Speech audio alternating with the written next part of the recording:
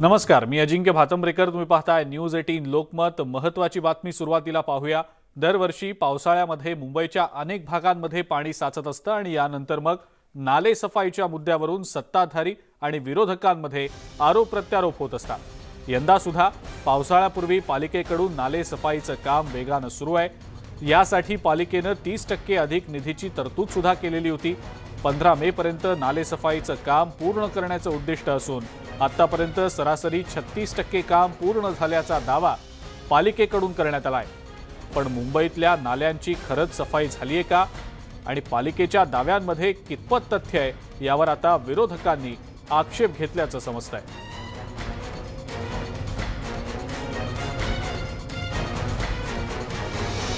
मुंबईतल्या नाले सफाईचं वास्तव नेमकं काय आहे याबद्दलची थोडी माहिती आपण जाणून घेऊया. आपल्या सोबत आपल्या प्रतिनिधी सुस्मिता भदाणे आहेत सध्या. सुस्मिता, नाले सफाईचं टार्गेट पालिकेकडून पूर्ण केलं जाईल का? वेळेत ही नाले सफाई पूर्ण होईल का? कारण आता सरासरी 36%च नाले सफाई झाल्याचं समोर येत आहे. सुस्मिता, काय सांगता येईल त्याबद्दल? खरं तर नाले सफाई हा मुंबईकरांसाठी अतिशय महत्त्वाचा विषय आहे, कारण मुंबईची तुंबई होण्यामागे मुख्य कारण ही नाले सफाई जर अपुरी राहिली तर असते. 15 मे पर्यंतचं टार्गेट मुंबई महानगरपालिकेनं दिलेलं होतं आणि यंदा पहिल्यांदाच अशा पद्धतीचे निर्णय घेण्यात आलेले होते की जर कॉन्ट्रॅक्टरकडनं योग्य पद्धतीनं काम झालं नाही तर दंडात्मक कारवाई सुद्धा करण्यात येणार होती. दुसरा महत्त्वाचा मुद्दा म्हणजे आतापर्यंत मुंबईमधल्या शहर भागामध्ये केवळ 18%च नाले सफाई ही झालेली आहे. त्याचबरोबर दादर, माहीम अशा अनेक ठिकाणी अजून तर अनेक भागांमध्ये नाले सफाईला साधी सुरुवातही झालेली नाहीये. सरासरी जर आपण बघितलं पूर्व उपनगर भागांमध्ये 44% आणि पश्चिम उपनगरीय भागांमध्ये 36% नाले सफाई झाल्याचं प्रथमदर्शनी अहवालामध्ये समोर आलेलं आहे. आणि याच विषयी आज अतिशय महत्त्वाची बैठक मुंबई महानगरपालिकेमध्ये पार पडणार आहेत, ज्यामध्ये अतिरिक्त आयुक्त पी वेल्लारसू सुद्धा उपस्थित असणार आहेत आणि इतर अनेक कॉन्ट्रॅक्टर्स आणि जी काही कामाचा आढावा बैठक आहे ती आज होणार आहे. या संपूर्ण कालावधीमध्ये साधारणपणे 2,51,000 मेट्रिक टन गाळ काढण्याचा निर्धार जो आहे, उद्दिष्ट जे आहे मुंबई महानगरपालिकेनं ठेवलेला आहे. परंतु सद्यस्थितीमध्ये मे महिना उजाडलेला आहे आणि सुरुवातीलाच टेंडर देण्यामध्ये उशीर झाला आहे. त्यामुळं आज 31 मे पर्यंतची डेडलाईन सुद्धा वाढवून मिळण्याची शक्यता नाकारता येत नाही.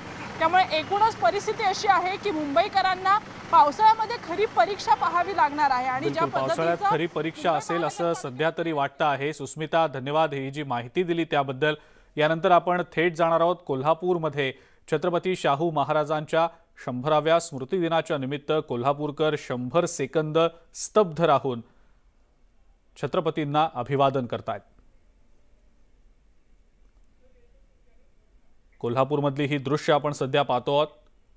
कोल्हापूरकरांनी अनोख्या पद्धतीनं लोकराजाला अभिवादन केलेलं आहे. 100 सेकंद कोल्हापूरकर स्तब्ध राहून लोकराजाला अभिवादन करतायत.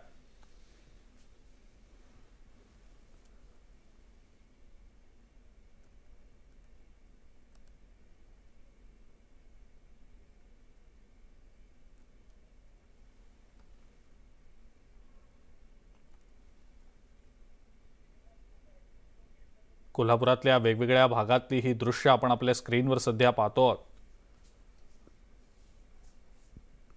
राजर्षी शाहू महाराजांच्या 100व्या स्मृतिदिनाच्या निमित्त 1.5 मिनिट कोल्हापूरकर स्तब्ध राहून महाराजांना अनोख्या पद्धतीनं अभिवादन करतायत, मानवंदना देतायत. कोल्हापूरकरांच्या वतीनं ही अनोख्या पद्धतीनं आदरांजली वाहिली जाते.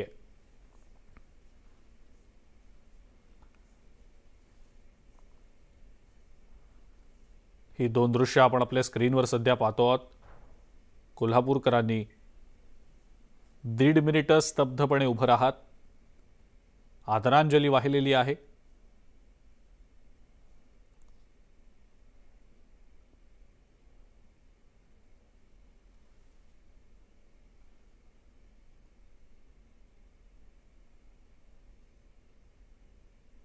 कोल्हापुरातल्या विविध भागांमधली ही दृश्य आपण सध्या पाहतो.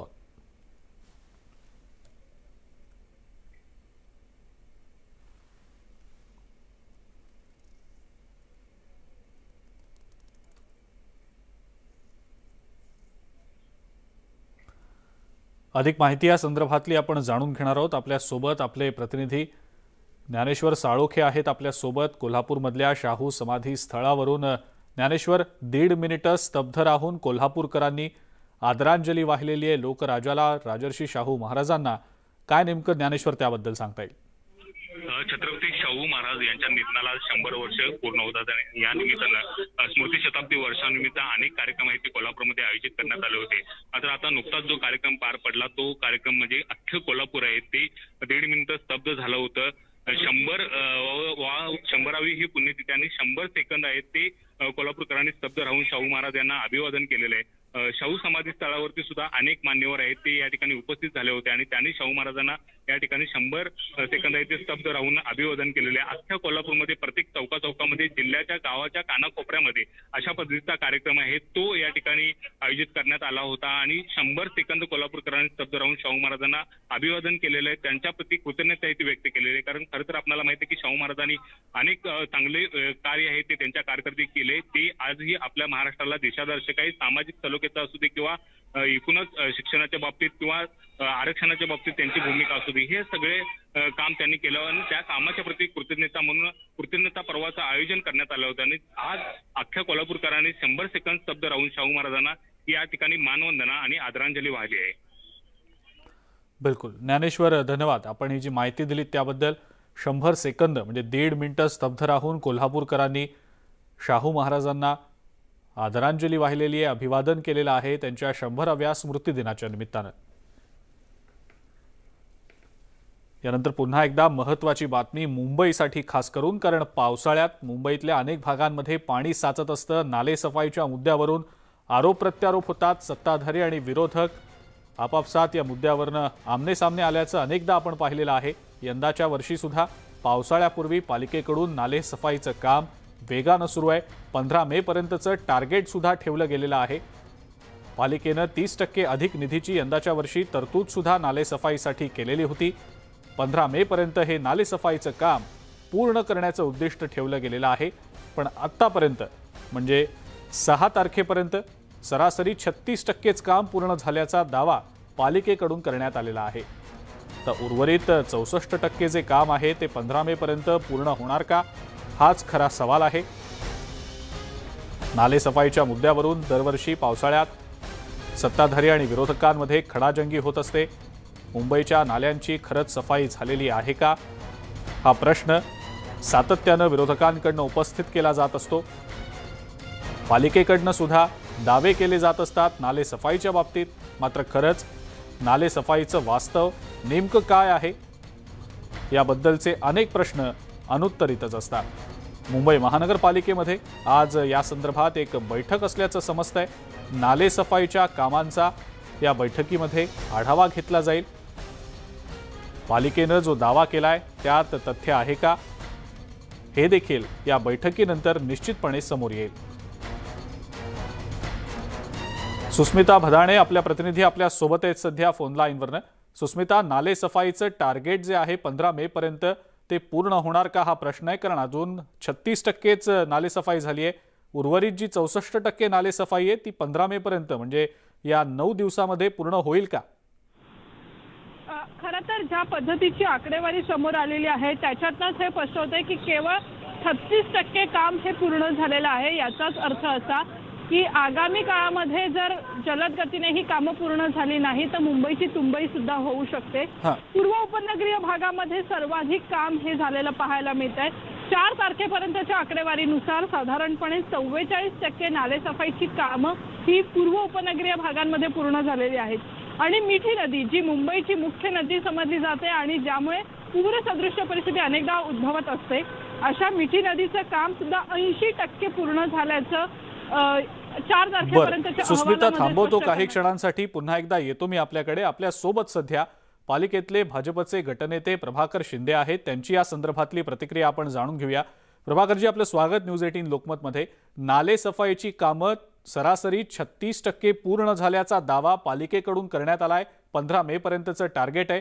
उर्वरित 64% कामं पूर्ण होतील का? पालिकेच्या दाव्यामध्ये आपल्याला कितपत तथ्य वाटतं?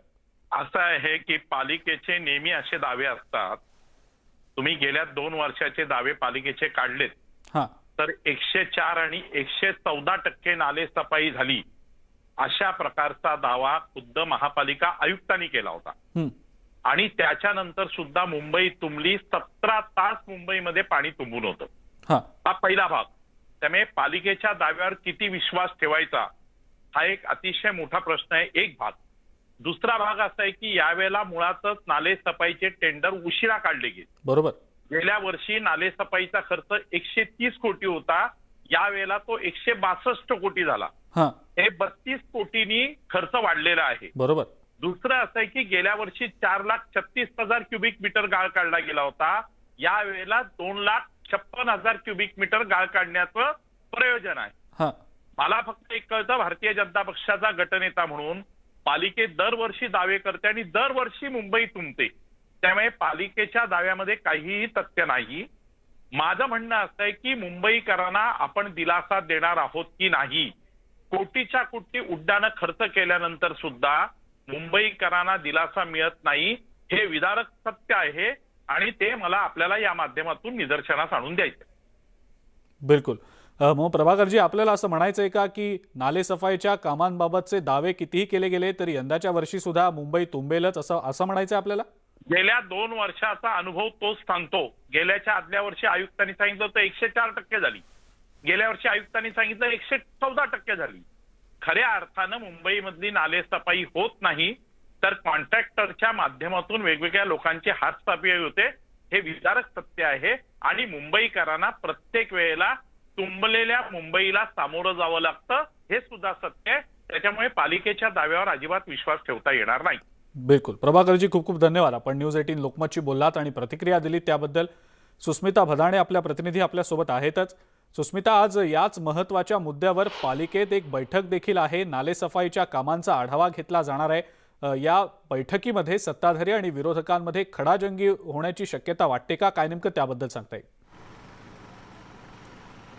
खरं तर पालिकेमध्ये आता सत्ताधारी आणि विरोधक असे जरी विरोधी वाकावरती नसले, कारण प्रशासक नेमण्यात आलेले आहेत, तरी सुद्धा प्रशासकाने जे काही नियम घालून दिलेले होते, जे काही अटी शर्ती होत्या, त्या कॉन्ट्रॅक्टर्सने पूर्ण केल्यात की नाही हे बघणं महत्त्वाचं असणार आहे. इक्बाल चहल यांनी ज्या पद्धतीने ग्वाही दिलेली होती की यंदा मुंबई तुंबणार नाही, आता सध्या परिस्थिती घोडा मैदान हे जवळच आहे, त्याच्यामुळे जूनच्या सुरुवातीच्या आठवड्यामध्ये मुंबईमध्ये पाऊस येण्याची शक्यता सुद्धा वर्तवली जाते. त्यामुळे अशा काळामध्ये रेकॉर्ड ब्रेक जर पाऊस झाला तर मुंबई तुंबते, अशी कारणं मुंबई महानगरपालिकेकडनं अनेकदा दिली जातात.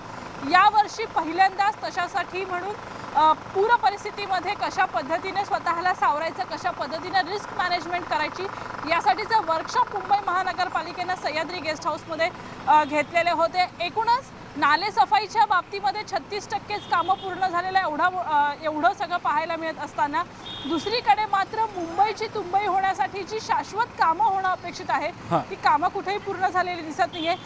काल ज्या पद्धतीने एक महत्त्वाचा निर्णय आलेला होता की निवडणुका या लवकरात लवकर जाहीर करा, असं सर्वोच्च न्यायालयाने म्हटलेलं होतं. त्यामुळं कदाचित मुंबई महानगरपालिकेच्या निवडणुका या थेट पावसाळ्यामध्ये सुद्धा येऊ शकतात. त्यामुळं निवडणुका लक्षात घेऊन तरी किमान सत्ताधाऱ्यांनी प्रशासकांशी संवाद साधत लवकरात लवकर नालेसफाई पूर्ण करून घ्यावी, अशी एक मागणी केली जाते.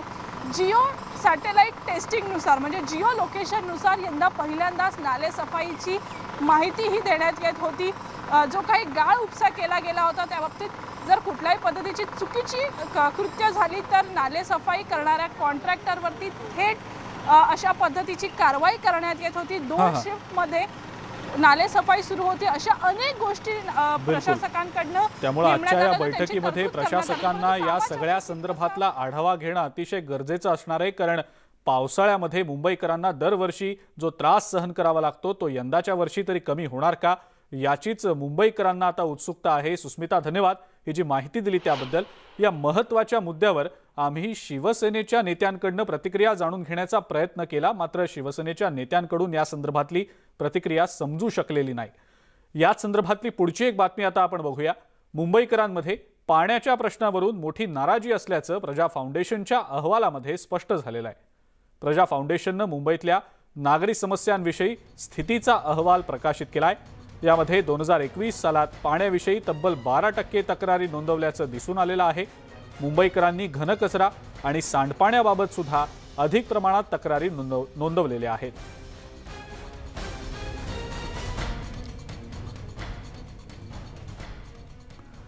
पुढची बातमी बघूया। महाविकास आघाडी सरकार हे बहुजनांचं सरकार असल्याचं वक्तव्य संजय राऊत यांनी केलेलं होतं। त्याला आता गोपीचंद पडळकर यांनी प्रत्युत्तर दिलंय। आम्हा बहुजनांना आपण आपल्यासारखंच शकुनी काकांचे हुजरे समजत असाल असा टोला पडळकर यांनी लगावलेला आहे। तर बहुजनांचं हित कुठे आणि कशात आहे हे तुम्हाला रोज सकाळी शीर्षासन केल्यावर सुद्धा तुमच्या मेंदूत शिरणार नाही अशी टीकाही त्यांनी संजय राऊत यांच्यावर केली आहे। जनाब संजय राऊत महाराष्ट्रातील आघाडीचं सरकार हे बहुजनांचं सरकार आहे असा भयानक फसवा दावा आपण आपल्या सभेमध्ये केला। कदाचित आपण महाराष्ट्रातील बहुजन समाजाला आपल्यासारखेच शकुनी काकांचे हुजऱ्या समजत असाल। या महाराष्ट्रातील 135 एसटी कर्मचाऱ्यांनी आत्महत्या केल्या ते बहुजन नव्हते का? की महाराष्ट्रातील हजाराच्या वर शेतकऱ्यांनी आत्महत्या केल्या ते शेतकरी बहुजन नव्हते का? आपल्याच बहुजन समाजाच्या हक्काचा गळा घोटणाऱ्या लबाडांच्या तुम्ही रोज सकाळी उठून उदो करता। हे बहुजनांचं हित आहे आणि कशात आहे हे तुम्हाला रोज सकाळी शीर्षासन केल्यावर सुद्धा तुमच्या मेंदूत शिरणार नाही। ज्यांना 15 वर्ष भोंग्याचा त्रास झाला नाही त्यांना भाऊ मुख्यमंत्री झाला आणि भोंग्याचा त्रास व्हायला लागला असा टोला शिवसेनेचे खासदार संजय राऊत यांनी राज ठाकरेंना लगावलाय।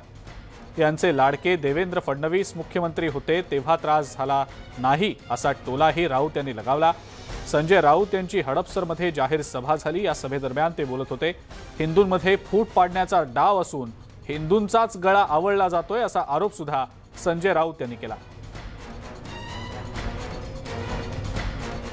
गेले 15 वर्ष ज्यांना भोंग्याचा त्रास झाला नाही त्यांना नेमका आपला भाऊ मुख्यमंत्री झाल्यावर भोंग्याचा त्रास का झाला हा प्रश्न आहे ना।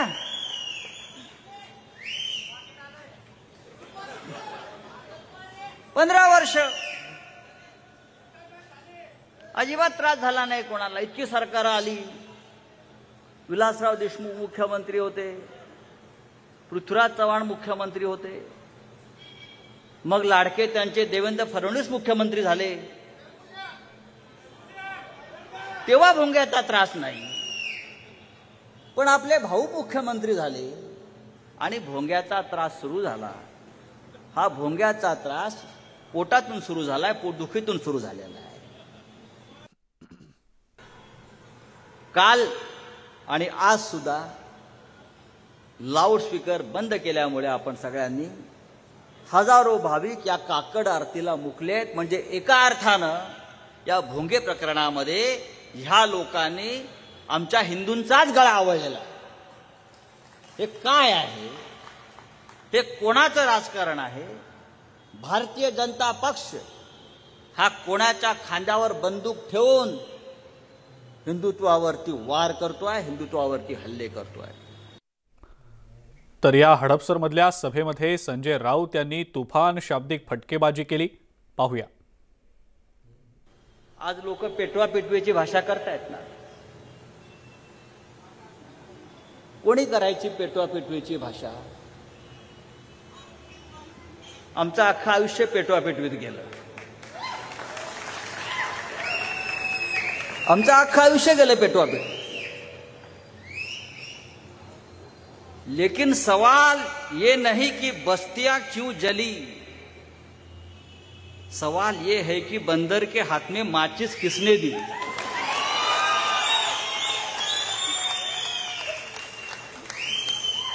बरं माचिस देऊन पण ते पेटायला तयार नाही।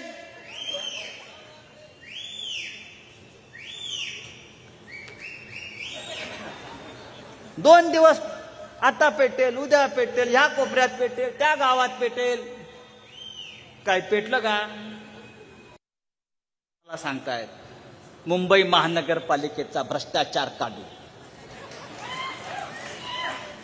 अरे 50 वर्ष मराठी माणसानं मुंबई महानगरपालिकेवरचा भगवा खाली उतरवला नाही, याच्यातच सगळं आलं ना। पण आता फक्त मुंबई ठाणे नाही आता पुणे तिथे काय उणे।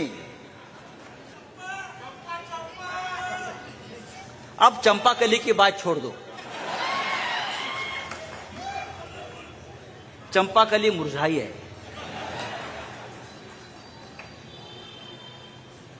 अभी चंपा को कोल्हापुर में भी जगह नहीं है, कोल्हापुर भी हार गए। आता पुणेकर चंपी करणार आहेत, सोडून द्या, आपल्याला त्यात पडायचं नाही, आपण आपलं पाहू। कोरेगाव भीमा हिंसाचार प्रकरणी शरद पवार यांनी तत्कालीन फडणवीस सरकारला जबाबदार धरलाय। त्यावेळेला सरकारला हिंसाचार रोखता आला असता, पण सरकारनं तो रोखला नसल्याचा दावाही पवार यांनी केलाय। गुरुवारी पवारांनी कोरेगाव भीमा हिंसाचार चौकशी आयोगासमोर जबाब नोंदवला आणि यावेळेला पवारांनी हे दावे केले। कोरेगाव भीमा हिंसाचार प्रकरणावरून पुन्हा एकदा राजकीय कलगीतुरा रंगण्याची शक्यता आहे। त्यामागचं कारण म्हणजे राष्ट्रवादी काँग्रेसचे अध्यक्ष शरद पवारांनी कोरेगाव भीमा हिंसाचार प्रकरणी तत्कालीन फडणवीस सरकार जबाबदार असल्याचं म्हटलंय। गुरुवारी पवारांनी कोरेगाव भीमा हिंसाचार प्रकरणी चौकशी आयोगासमोर आपला जबाब नोंदवला। यावेळी वकील किरण चन्ने यांनी पवारांना तत्कालीन सरकार ऍक्शन प्लॅन मध्ये कमी पडलं का असा प्रश्न विचारला आणि त्यावेळी जे काही घडलं ते दुर्दैवी आहे, मात्र या घटनेला त्यावेळेचं सरकार जबाबदार होतं असं पवारांनी म्हटलंय। शरद पवार साहेबांनी जे 2 ॲफिडेव्हिट दाखल केलेले आहेत त्याच्यामध्ये विशेष करून त्यांनी की तत्कालीन जे गव्हर्नमेंट होतं त्यांची पोलीस यंत्रणा असेल किंवा जी इच्छाशक्ती असते गव्हर्नमेंटची, ते 1 जानेवारी 2018चा जो व्हायलन्स झाला तो नियंत्रण करण्यात पूर्णतः अपयशी ठरलेला आहे। पवारांनी तत्कालीन देवेंद्र फडणवीस सरकारला दोषी धरल्यामुळे यावरून आता राजकारण सुरू झालंय। पवारांच्या या जबाबावर भाजपनं सुद्धा पलटवार केला। त्यांच्या घरावर हल्ला झाला तो त्यांना रोखता आला नाही, ते भीमा कोरेगावचं कुठे काढताय? भीमा कोरेगावच्या विषयामध्ये आम्ही पण खूप बोलू शकतो। जातींमध्ये भेद निर्माण करणं, जातीमध्ये संघर्ष निर्माण करणं हा यांचा उद्योग झालेला आहे। आजही मला ते दिवस आठवतात की 1 तारखेला भीमा कोरेगावचा प्रसंग घडला, 2 तारखेला सकाळी 8 वाजता पवारसाहेबांची पत्रकार परिषद आणि सरळ मिलिंद एकबोटे आणि संभाजीराव भिडेंचं नाव त्यांनी घेतलं। म्हणजे प्रत्येक विषयाला एक जातीचा रंग द्यायचा। कोरेगाव भीमा हिंसाचार चौकशी आयोगासमोर पवारांना एल्गार परिषदेतील भाषणाबाबत आपलं मत काय आहे असा प्रश्न सुद्धा वकिलांनी विचारला। मात्र एल्गार परिषद आणि भीमा कोरेगाव हे दोन्ही वेगळे विषय असल्याचं पवारांनी सांगितलं। आपल्याला कोरेगाव भीमा संदर्भात घडलेल्या घटनांबद्दल साक्ष देण्यासाठी बोलावलं असताना एल्गार परिषदेविषयी प्रश्न विचारले जात असल्याचं पवारांनी यावेळी नमूद केलं। यावेळी आयोगानं सुद्धा पवारांना काही प्रश्न विचारले। राजकीय नेते प्रक्षोभक भाषणं देत असतील तर त्याला जबाबदार कोण असा प्रश्न आयोगानं शरद पवारांना विचारला। त्यावरती उत्तर देताना राजकीय पक्षाचा नेता जाहीर सभेमध्ये बोलत असताना त्याने समाजामध्ये हिंसा होणार नाही याचं भान ठेवण्याची आवश्यकता आहे असं पवार म्हणाले आणि हिंसा झाल्यास त्याची जबाबदारी त्या नेत्याला टाळता येणार नसल्याचं सुद्धा पवारांनी स्पष्ट केलं।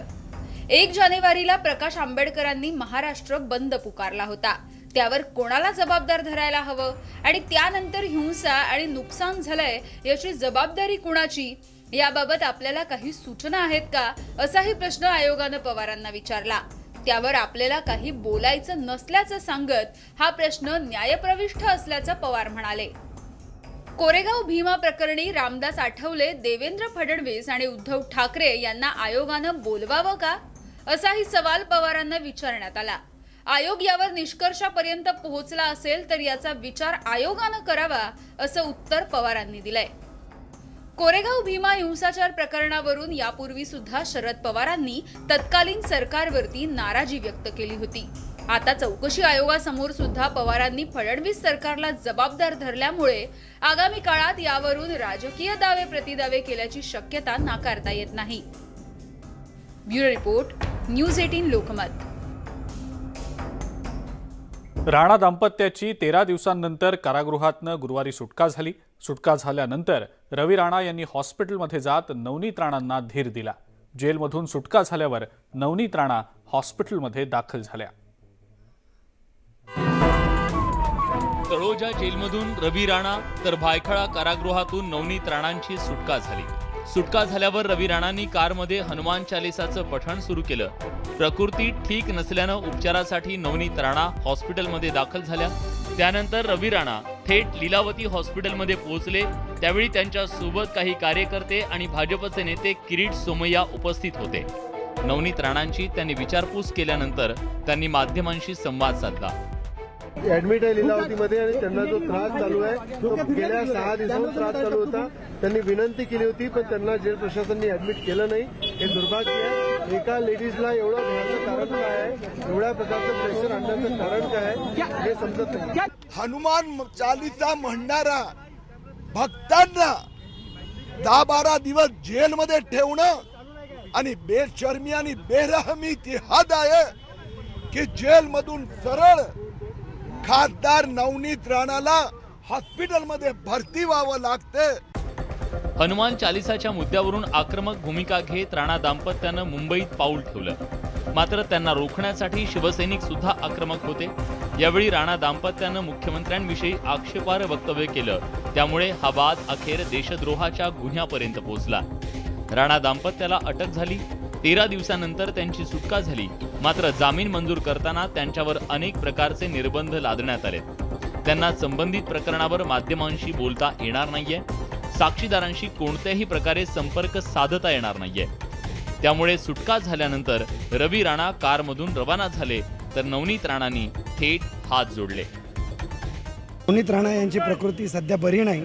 त्यांना चेस्ट पेन होत आहे, त्यांना बॉडी पेन होत आहे, त्यांचा बीपी वाढलेला आहे। कालच त्यांना जे हॉस्पिटलमध्ये नेण्यात आलं होतं, तिथे त्यांची प्रकृती तपासली सुद्धा होती।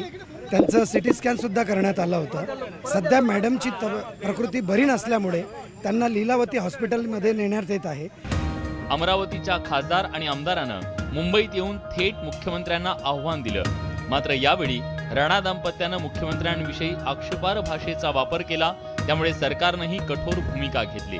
परिणामी आगामी काळात इतर नेतेही मुख्यमंत्र्यांविषयी वक्तव्य करताना खबरदारी घेतील। Bureau report, news 18 Lokmat. ब्रेकनंतर आपल्या सगळ्यांचं पुन्हा एकदा स्वागत। एक ब्रेकिंग न्यूज आता आपण बघणार आहोत। मनसेचे नेते संदीप देशपांडे यांच्या ड्रायव्हरला अटक करण्यात आलेली आहे। शिवाजी पार्क पोलिसांनी ही अटकेची कारवाई केली आहे। देशपांडे पळून जाताना गाडी त्यांनी वापरलेली होती। देशपांडेंचा सध्या पोलिसांकडून शोध सुरू आहे। संदीप देशपांडे आणि संतोष धुरी पळून जाताना जी इनोव्हा कार वापरली गेली आणि कार ज्या ड्रायव्हरनं चालवली त्याला आता अटक करण्यात आलेली आहे। शिवाजी पार्क पोलिसांनी ही अटकेची कारवाई केली आहे। सध्या शिवाजी पार्क पोलिसांसोबतच गुन्हे शाखेच्या विविध पथकांकडून देशपांडेंचा शोध सुरू आहे। संदीप देशपांडे आणि संतोष धुरी यांच्यावर अटकेची टांगती तलवार आहे। आतापर्यंत या प्रकरणी 2 जणांना अटक झालेली आहे।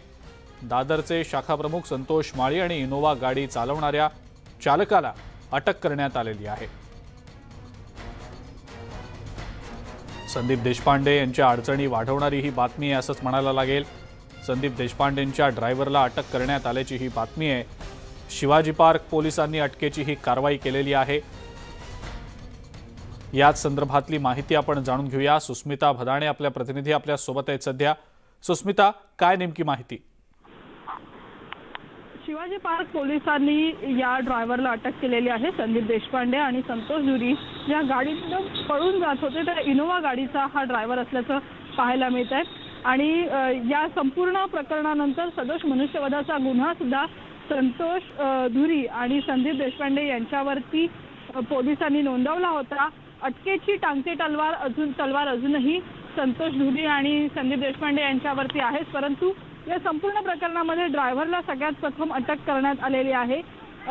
संतोष माळी असं शाखा प्रमुख जे आहेत दादरचे, त्यांना सुद्धा या प्रकरणामध्ये आतापर्यंत अटक केलेली आहे। म्हणजेच एकूणच 2 जणांना अटक या संपूर्ण प्रकरणामध्ये झालेली पाहायला मिळते आहे।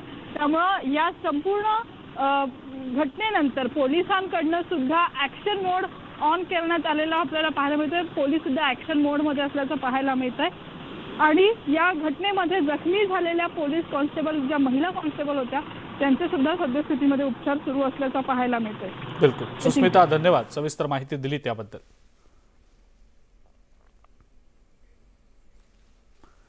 ओबीसींचं राजकीय आरक्षण रद्द झाल्यानंतर आता भूमिका ठरवण्यासाठी भाजपकडून खलबतं सुरू असल्याचं समजतंय।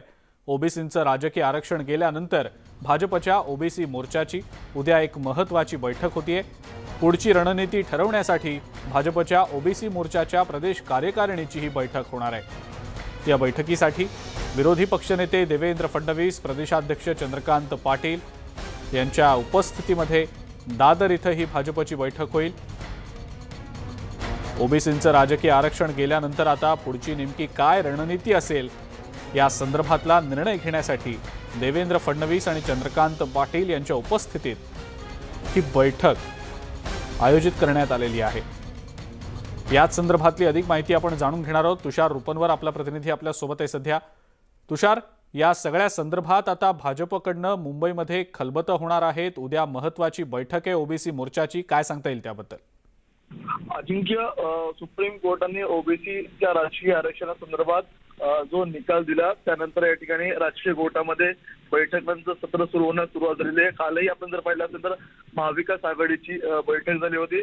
उद्या ओबीसीचं राजकीय आरक्षण केल्यानंतर भाजपच्या ओबीसी मोर्चाची बैठक आयोजित करण्यात आलेली आहे। प्रदेश कार्यालयात दुपारी 12 वाजता या बैठकीला आपल्याला सुरुवात होताना पाहायला मिळणार आहे। या बैठकीमध्ये प्रामुख्याने देवेंद्र फडणवीस असतील, चंद्रकांत पाटील असतील, ओबीसीचे प्रभारी या ठिकाणी संजय कुटे, योगेश टेडेकर यांचा समावेश असणार आहे आणि ओबीसीचं राजकीय आरक्षण गेल्यानंतर नेमकं पुढे काय करायचं या संदर्भातली स्ट्रॅटेजी आखली जाणार आहे। कारण की आता ओबीसीच्या राजकीय आरक्षणाशिवाय आपल्याला निवडणुका येणाऱ्या महानगरपालिका स्थानिक स्वराज्य संस्थांमध्ये होताना पाहायला मिळणार आहे। या पार्श्वभूमीवरती भाजपा नेमकी काय रणनीती असते याकडे सगळ्यांचं लक्ष लागलेलं आहे। यापूर्वी आपण जर पाहिलं असेल तर भाजपाने ओबीसीच्या राजकीय आरक्षण संदर्भात आपल्याला आक्रमकपणे भूमिका घेतली होती, आंदोलनं देखील उभी केली होती। मात्र आता उद्या जी भाजपाची जी बैठक होणार आहे ओबीसी संदर्भामध्ये, यामध्ये नेमकी काय रणनीती आखली जाते, काय चर्चा होती, काय खलबतं रंगतात, उद्या आपल्याला या संदर्भातली माहिती घ्यावी लागेल। बिलकुल तुषार, धन्यवाद सविस्तर माहिती दिली त्याबद्दल। पुढची एक बातमी वसईमधली आहे। वसई पश्चिमेकडच्या पापडी तलावाचं गेट अंगावर पडून एका 4 वर्षांच्या चिमुरडीचा दुर्दैवी मृत्यू झालाय। भूमिका मेहरे असं या मुलीचं नाव आहे। तलावाजवळ ती खेळत असताना इथल्या गेटचा आधार घेऊन ती उभी होती। यावेळेला अचानक हे गेट तिच्या अंगावर पडलं आणि या दरम्यान ती गंभीर जखमी झाली। जखमी अवस्थेत तिला पालिकेच्या रुग्णालयात दाखल केलं गेलं, मात्र तिचा दुर्दैवी मृत्यू झाला। या सगळ्या घटनेला कंत्राटदार जबाबदार असल्याचा आरोपही करण्यात आलेला आहे। कंत्राटदारानं गेट व्यवस्थित न ठेवल्यानं ही दुर्घटना झाल्याचा आरोप सामाजिक कार्यकर्त्या अभिलाषा वर्तक यांनी केला आहे। तसंच या मुलीच्या पालकांना नुकसान भरपाई देण्याची मागणी सुद्धा त्यांनी आता केलेली आहे। अधिक माहिती या संदर्भातली आपण जाणून घेऊया। विजय देसाई आपले प्रतिनिधी आपल्या सोबत आहेत सध्या। विजय, हा सगळा प्रकार नेमका कसा घडला आणि आता नेमकी काय या संदर्भातली कारवाई होताना दिसतेय? अजिंक्य, काल ही दुर्दैवी संध्याकाळची घटना आहे वसईच्या पापडी तलावाजवळ। या ठिकाणी वसई विरार महानगरपालिकेने सुशोभीकरण केलेलं आहे। हे काम सुद्धा पूर्ण झालेलं आहे, परंतु ठेकेदाराच्या निष्काळजीपणामुळे ह्या मुलीचा बळी गेल्याचं अभिलाषा वर्तक यांनी सांगितलं। कारण ह्या ठिकाणी जे गेट ठेवण्यात आले होते त्याला कोणताही त्याला व्यवस्थित ठेवलं नव्हतं आणि त्या गेटला ती मुलगी उभी होती आणि टेकून राहिल्यामुळे ते तिचा तोल गेला गेटचा आणि तिच्या सरळ अंगावर पडला आणि ह्या अंगावर पडल्यानंतर तिचा दुर्दैवी त्यामध्ये मृत्यू झाला। परंतु या ठिकाणी कोणतीही अशी व्यवस्था नाही आहे। सुरक्षिततेच्या नावाने बोंबाबोंब आहे। वसई विरार महानगरपालिकेच्या अधिकाऱ्यांनी कारवाईचं आश्वासन दिलेलं आहे, परंतु ही नेमकी कारवाई कोणावर करणार, पालिका अधिकाऱ्यावर करणार की ठेकेदारावर करणार हे आता पाहावं लागेल। या प्रकरणी वसई पोलीस ठाण्यात अकस्मात मृत्यूची नोंद करण्यात आलेली आहे। पुढील तपास पोलीस करत आहेत। बिलकुल विजय, धन्यवाद सविस्तर माहिती आपण दिली त्याबद्दल। भाजपनं पुन्हा एकदा महाविकास आघाडी सरकारवर भ्रष्टाचाराचा आरोप केलाय। वांद्रे इथल्या सरकारी जागेची कवडी मोल दरात विक्री करून तब्बल 1000 कोटी रुपयांचा भ्रष्टाचार केल्याचा अतिशय गंभीर आरोप भाजपचे आमदार आशिष शेलार यांनी केलेला आहे। मुंबईतल्या पंचतारांकित जागेवरील महसूल खात्याच्या ताब्यातील भूखंड कवडीमोल दरात विकल्याचा आरोप भाजपचे आमदार आशिष शेलार यांनी केलाय। 1 एकर जागा खासगी विकासकाच्या खिशात घातल्यामुळे रुस्तमजी बिल्डरला 1000 कोटींचा फायदा झाला। भाडे करार संपुष्टात आल्यानंतर ही जागा सरकारनं ताब्यात का घेतली नाही असा सवाल शेलार यांनी उपस्थित केलाय। समुद्रकिनारी बांद्रा बँडस्टँडला बांद्रा ताज हॉटेलच्या बाजूला 1 एकर महाराष्ट्र सरकारची जागा जी भाडेपट्ट्यावर लीजवर 1905 पासून Bandra Parsi कोवलन home for woman charitable trust या एका ट्रस्टला दिली गेली होती। ती जागा राज्य सरकारच्या महसूल खात्याअंतर्गत असतानाही भाडेपट्टा लीज करार संपलेला असतानाही एका Imperial infra developers private limited म्हणजेच रुस्तमजी नावाच्या विकासकाला कवडीमोल दराने विकण्याचा घाट आणि कट सरकारच्या खात्याअंतर्गत घातला गेला। वांद्रे पश्चिम विधानसभा मतदारसंघात बँडस्टँड परिसरातल्या ताज हॉटेलच्या शेजारी 1 एकर 5 गुंठ्यांचा हा भूखंड आहे। 1905 सालापासून बांद्रा पारसी कुवलन home for women charitable trust या ट्रस्टला लीजवर ही जागा दिली होती। या ट्रस्टचं लीज 1980 सालीच संपलं। या जागेवर 2034च्या विकास आराखड्याप्रमाणे रिहॅबिलिटेशन सेंटर असं आरक्षण टाकण्यात आलेलं होतं। ही जागा ताब्यात घेण्याच्या प्रक्रियेदरम्यान 2020 मध्येच ही जागा विकण्याची जाहिरात काढली। जागेचं मूल्यांकन करणाऱ्यांनी हजारो कोटी रुपयांच्या या भूखंडाचं मूल्य अवघं 324 कोटी रुपये निश्चित केलं, जे बाजार मूल्यानुसार खूप कमी आहे। त्याहीपेक्षा कमी 234 कोटींना हा भूखंड रुस्तमजी नावाच्या विकासकाला कवडीमोल दरानं विकण्याचा घाट घातल्याचा आरोप आशिष शेलार यांनी केलेला आहे।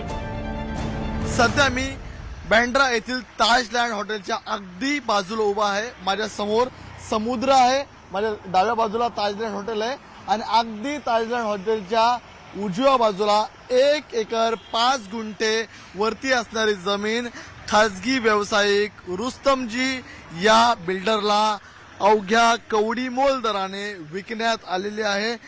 ही जमीन या ठिकाणी ट्रस्टकडे होती।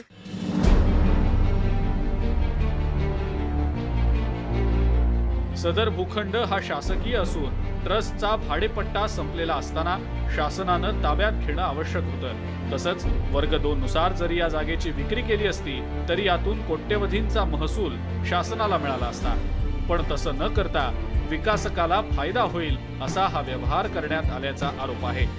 त्यामुळे या संपूर्ण व्यवहाराची सीआयडी मार्फत चौकशी करण्यात यावी अशी मागणीही करण्यात आली आहे। मुंबई महानगरपालिकेने तिथे उच्चभ्रू इमारतीच्या बांधकामाच्या परवानगीचा प्रस्ताव या प्रकरणाची चौकशी होईपर्यंत मान्य करू नये। माननीय महसूल मंत्र्यांनी यामध्ये कलेक्टरची भूमिका संशयास्पद नाही, हेतुपुरस्सर भ्रष्टाचाराची आहे। त्यामुळे या विषयावर चौकशी तातडीने नेमावी। रुस्तमजी विकासकाचे सरकारमधल्या कोणत्या मंत्र्याशी लागेबांधे आहेत असा सवाल आशिष शेलार यांनी उपस्थित केलाय। त्यामुळे येत्या काही दिवसात भूखंड विक्रीचा हा व्यवहार महाविकास आघाडीसाठी डोकेदुखी ठरण्याची शक्यता आहे। या सर्व जागेच्या व्यवहारासंदर्भातला सर्व चौकशी सीआयडी मार्फत करण्यात यावी अशी देखील मागणी आशिष शेलार यांनी केलेली आहे। आता नेमकं राज्य सरकार, मुंबई महानगरपालिका प्रशासन काय करतंय याकडे सगळ्यांचं लक्ष लागलेलं आहे। व्हिडिओ जर्नलिस्ट गणेश काळेसह मी तुषार रुपनवर, न्यूज 18 लोकमत, वांद्रे, मुंबई। न्यूज 18 लोकमतची संवाद यात्रा यवतमाळमध्ये पोहोचलेली आहे आणि या संवाद यात्रेदरम्यान देशातल्या लोकशाहीची सद्यस्थिती एका रॅपच्या माध्यमातून मांडली गेली आहे। मला आता भेटलेला आहे असा एक रॅपर विपिन तातड. माझं नाव विपिन. मी शिवाजी कॉलेजमध्ये शिकतो आहे. मास कम्युनिकेशन माझं मास्टर सुरू आहे. तर माझा रॅप आहे एक लोकशाही. तर मी सुरुवात करतो याची डायरेक्ट. हा लोकशाही काय की लोकशाही, हाँ अलती भलती नहीं तो यहाँ पे चलती है हुकुमशाही लोकशाही. अचेक चल कड़क में मेरा रैप, मेरे शब्दों से करूँ स्लैप. उटक बटक पटक में दूसरा नगर वाला रैप. अबद हूँ मेरी गली का, बुलावा आया दिल्ली का, उस गली से इस गर्दी में भड़काने आया रैप. मेरा बंदा में झोपड़पट्टी का भेदभाव चलता देश में, मेरी जाति का उच्च नीच का. होश में जरा रह के देखो बस तेरे सुलूक सा. सुन के रैप बोले मुझको रैप तेरा झूठी है. न चलता जातिवाद वाला भूत ये मेरे शहर में. जाति के नाम पे तुम फायदा उठाते, बोले पिछड़ा दलित बोले कि तुम हलचल मचाते. बोले काम धंधा कुछ नहीं तो बवाल मचाते. हाँ मैं भी हंस के बोला बेटा बात तेरी सही है, पर जुल्म जहाँ पे हो रहा उसको रोकना भी सही है. कान खोल आंखें फाड़ जुल्म का पे नहीं है. जला के संविधान बोले जातिवाद नहीं है. जातिवाद नहीं है बोले जातिवाद ने संविधान जला डाला. हाँ देश में सबके सामने एक वर्ग ही खड़ा है, क्यों खिलाफ उसके साथ में बाकी सबकी चुप है कि जाति वाला भेद है. भारत का संविधान जला की जनता क्यों ये चुप है. अरे बोलता तू शहर में न चलता जातिवाद, फिर मंदिर और मस्जिद में चल रहा क्यों वाद. सवाल पूछने पर ये नक्सलवादी बोलते, मग असल मुसलमान तो तर आतंकवादी म्हणते. अर्बन नक्षलवादी धर्मविरोधी देशद्रोही हा फंडा अटंटा हा घंटा यांचा बरा आहे. देऊन सर्टिफिकेट म्हणते देशाच्या खिलाफ आहे, म्हणते तर असे त्यांच्या बापाचा देश आहे. कमजोर आईले मारते मग काय घंट्याचा राज आहे. चालते सारा जातीवाद वाटते तुले मजाक आहे. लय खतरनाक बाबू लय खतरनाक. चालते वरतून नेम मग खालतून गेम, मग दंगे मग पंगे मग होते फसवे धंदे. मग अलती भलती केस मध्ये पोट्टे फालतू फसते. राहिलं शिक्षण पाणी मग कोर्टात घासते. चल लोकशाही नाही इले हुकुमशाही म्हणते. चल लोकशाही काय की लोकशाही, हा अलती भलती नाही तो यहाँ पे चलती है हुकुमशाही लोकशाही.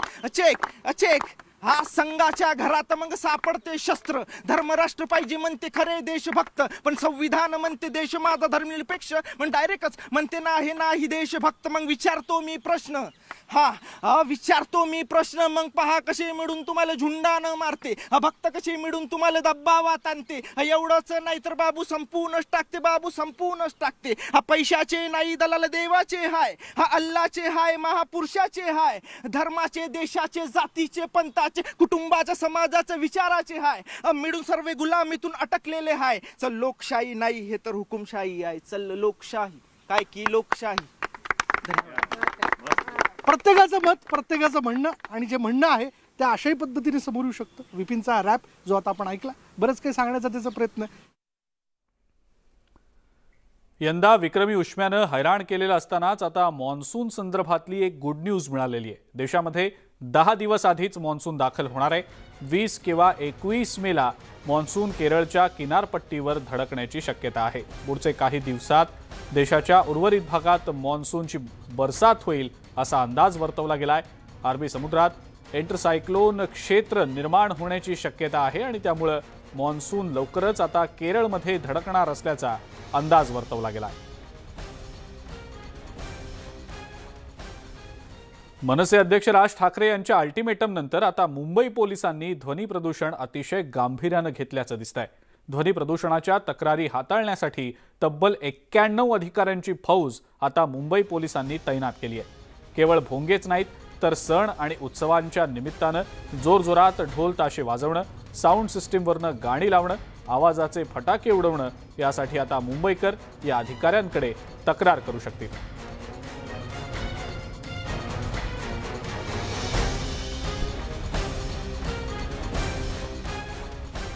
पुढची एक बातमी आता आपण बघणार आहोत. लाईफ जॅकेटमुळे काही पर्यटकांचा जीव वाचल्याचा प्रकार घडलेला आहे. ओरिसाच्या बालासोरमधली ही घटना आहे. बालासोरमधल्या तलावामध्ये पर्यटकांची बोट उलटली. चिल्का नावाच्या या तलावात ही बोट उलटली. या सगळ्या दुर्घटनेमध्ये 1 जण बेपत्ता असून 11 जणांना सुखरूप वाचवण्यामध्ये यश आलेलं आहे.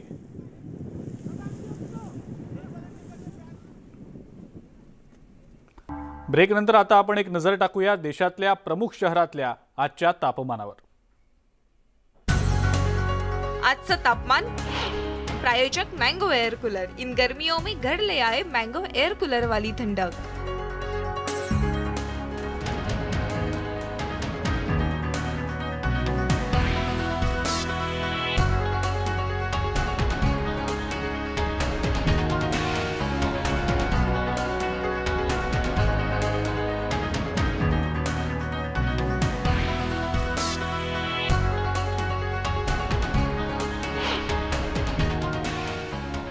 मुद्दा महाराष्ट्राचा मध्ये आज इतकंच. ताज्या बातम्या आणि अपडेट्ससाठी बघत राहा फक्त न्यूज 18 लोकमत.